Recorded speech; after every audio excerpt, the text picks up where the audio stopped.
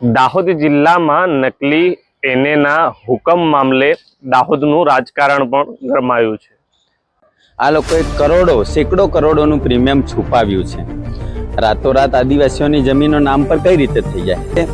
ચૂંટણીની અંદર આ લોકો કરોડો રૂપિયા વાપરતા હોય તો ક્યાંથી લાવતા હોય આ લોકો કરોડો રૂપિયા? કયા રાજનેતાઓનો હાથ છે એ પણ એક જોવા જેવી વાત છે। દાહોદ જિલ્લાની અંદર 6 ધારાસભ્ય ભારતીય જનતા પાર્ટીના છે, સાંસદ પણ ભારતીય જનતા પાર્ટીનો છે। અધિકારી જે બેફામ બને છે તો ક્યાંક ને કંઈક રીતે કોઈ પણ મોટા નેતાઓ હોય અથવા કોઈ પણ મોટો પોલિટિક્સ અને સાથે હોય ત્યારે જ અધિકારી બેફામ રીતે બધી રીતના ઓર્ડરો કરતા હોય। ત્યાં તો રાત ઓર્ડરો ભૂમાફિયાઓના નામે કરી દેતા હોય। દાહોદ જિલ્લા કોંગ્રેસ સમિતિ દ્વારા આજ રોજ દાહોદ જિલ્લાના કલેક્ટર કચેરી ખાતે આવેદન આપવામાં આવ્યું હતું। ત્યારબાદ દાહોદ જિલ્લા કોંગ્રેસના પ્રમુખ હર્ષદ નીનામા અને દાહોદ જિલ્લા યુથ કોંગ્રેસના પ્રમુખ સંજય નીનામા દ્વારા TWD ટોક વિથ દાહોદ સાથે એક એક્સક્લુઝિવ વાતચીત કરવામાં આવી હતી। સાંભળો તેઓ નકલી એને હુકમ મામલે શું કહી રહ્યા છે અને કોના પર પ્રહાર કરી રહ્યા છે। જો અમારા ખાસ એક્સક્લુઝિવ રિપોર્ટમાં જે નકલી કચેરી બાદ અત્યારે નકલી હુકમનો મામલો સામે આવ્યો છે ને તેને લઈને દાહોદ જિલ્લા કોંગ્રેસ સમિતિ જે છે તે મેદાને આવી છે અને આજે દાહોદ જિલ્લા કલેક્ટરને જે છે તેઓએ આવેદન આપ્યું છે। અમારી સાથે દાહોદ જિલ્લા કોંગ્રેસ પાર્ટીના પ્રમુખ હર્ષદભાઈ નીનામા અમારી સાથે છે, તેમની સાથે વાત કરીશું। હર્ષદભાઈ, નકલીનો બોલબાલા ચાલી રહ્યો છે દાહોદ જિલ્લામાં ને અમને તો એવું લાગી રહ્યું છે કે સરકારી અધિકારીઓને કોઈનો ડર નથી। 6 વિધાનસભા અત્યારે ભાજપના કબજે છે અને આપણે એવું કોઈ પક્ષ પર એવી વાત કરતા નથી, પણ સરકારી અધિકારીઓ પોતાની મનમાની ચલાવી રહ્યા હોય તેવું લાગી રહ્યું છે। તે વિશે તમારું શું કહેવું છે? દાહોદ જિલ્લામાં હાલ નકલી એનેના હુકમો પકડાયા છે। એની અંદર આ લોકોએ સેંકડો કરોડોનું પ્રીમિયમ છુપાવ્યું છે। રાતોરાત આદિવાસીઓની જમીનો નામ પર કઈ રીતે થઈ જાય? કાલે આદિવાસીના નામ પર હોય તો અત્યારે લાગેલી હોય અને બીજે દિવસ કોઈ ભૂમાફિયાના નામ પર હોય। એટલે આ લોકોએ મામલતદારના ખોટા સહી સિક્કા, TDOના ખોટા સહી સિક્કા, કલેક્ટર સાહેબના ખોટા સહી સિક્કા કરીને સરકારનું કરોડો રૂપિયાનું પ્રીમિયમ છુપાવ્યું। એની સાથે સાથે ચૂંટણીની અંદર આ લોકો કરોડો રૂપિયા વાપરતા હોય તો ક્યાંથી લાવતા હોય આ લોકો કરોડો રૂપિયા? અધિકારીઓ પણ ખુલ્લેઆમ રિશ્વત માંગે છે, અધિકારીઓ ખુલ્લેઆમ આવા કાવતરાઓ કરે છે, તો એમના ઉપર કોનો હાથ છે? કયા રાજનેતાઓનો હાથ છે એ પણ એક જોવા જેવી વાત છે। દાહોદ જિલ્લાની અંદર 6 ધારાસભ્ય ભારતીય જનતા પાર્ટીના છે, સાંસદ પણ ભારતીય જનતા પાર્ટીનો છે, તાલુકા પંચાયત પણ ભારતીય જનતા પાર્ટી, નગરપાલિકા ભારતીય જનતા પાર્ટી, જિલ્લા પંચાયત ભારતીય જનતા પાર્ટી। એટલે ભારતીય જનતા પાર્ટીના રાજની અંદર આ અધિકારીઓ બેફામ લૂંટ ચલાવે છે, બેફામ ખોટું કરે છે, ગરીબોની જમીનો હડપે છે, આવા ઘણા એવા કામો કરે છે। બધે ટકાવારી સિસ્ટમ ચાલે છે, તો અધિકારીઓની એટલી બધી તો તાકાત નહીં હોય। આ રાજનેતાઓ એમને ક્યાં છૂટ આપતા હશે અને રાજનેતાઓને ક્યાં ફાઇનાન્સ કરતા હશે તો જ આવું કામ થાય એવું મારું માનવું છે। ચોક્કસથી અમારી સાથે સંજયભાઈ નીનામા છે, જેઓ યુથ માટે લડતા હોય છે અને કોંગ્રેસના એક કદ્દાવર યુવા નેતા છે, તેમની સાથે વાત કરીશું। સંજયભાઈ, શું કહેશો?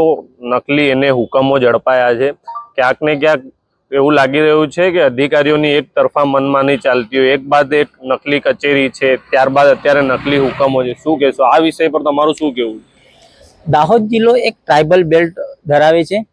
જ્યારે નકલી કચેરીની વાત કરીએ ત્યારે જે 2024ની લોકસભા પહેલા જે નકલી સરકારી કચેરી કૌભાંડમાં જે અધિકારી આવ્યા હતા એ અધિકારીઓ બેફામ રીતે જે ખોટા ઓર્ડરો કર્યા, પણ અમારું માનવું છે કે જે અધિકારી જે બેફામ બને છે તો ક્યાંક ને કંઈક રીતે કોઈ પણ મોટા નેતાઓ હોય અથવા કોઈ પણ મોટો પોલિટિક્સ અને સાથે હોય ત્યારે જ અધિકારી બેફામ રીતે બધી રીતના ઓર્ડરો કરતા હોય। ત્યારબાદ હમણાં જ્યારે નકલી એનઆઈનો વિષય આવ્યો છે, જ્યારે નકલી એનઆઈમાં આવી રીતે ગરીબોની જમીન જે રાત્રે કાલે નકલ કઢાડવા જાય તો મૂળ માલિકના નામે હોય અને બીજા જ દિવસે અધિકારીઓ બેફામ રીતે ખોટી મનમાની કરી અને રાતોરાત ઓર્ડરો ભૂમાફિયાઓના નામે કરી દેતા હોય છે। એટલે આમાં કઈક રીતે પોલિટિક્સ અને જે ભાજપની આ સરકાર છે, છેલ્લા 27 વર્ષથી ગુજરાતમાં ભાજપની સરકાર છે, છતાં પણ આ દાહોદ જિલ્લાને ટ્રાઇબલમાં બેલ્ટ છે છતાં કોઈ પણ જાતની તપાસ કરતા નથી।